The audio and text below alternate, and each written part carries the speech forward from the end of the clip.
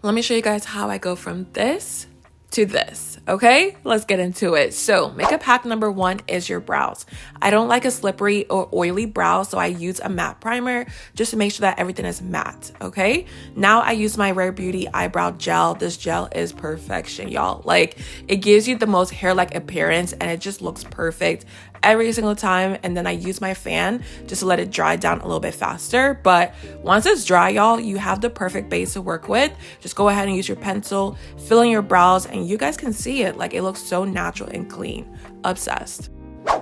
Now next is dark spots. So your girl has a lot of dark spots going on, and instead of applying a lot of foundation on the skin, you do want to go ahead and spot conceal first with your concealer. So you guys see I use a Fenty Beauty concealer and I'm pressing this concealer into the skin. I'm not rubbing or anything like that because this gives it more coverage when you pat it into the skin, and y'all can see how natural and seamless this looks. Perfection. You guys already know I do not play about the under eyes, and when it comes to the perfect filtered under eyes, I first use a Charlotte Tilbury powder just to set the under eyes, and you do want a powder that's close to your skin tone, remember that. And then after, I use my Huda Beauty Easy Bake powder to brighten the under eyes. So by doubling up on your powders, it makes it look more natural and very seamless on the skin. Like, I just love a good under eye. Y'all can see this. Very smooth, and I put it all over my face as well.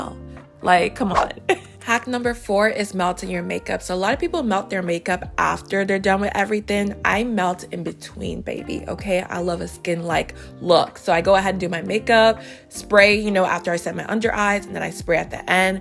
Girl, I might even spray throughout the whole day. Like, I love to melt my makeup throughout stages. It just makes it look a lot more natural. So hack number 5 is matching your blush to your lips. And how I do that is I simply take my blush and also put it on my lips.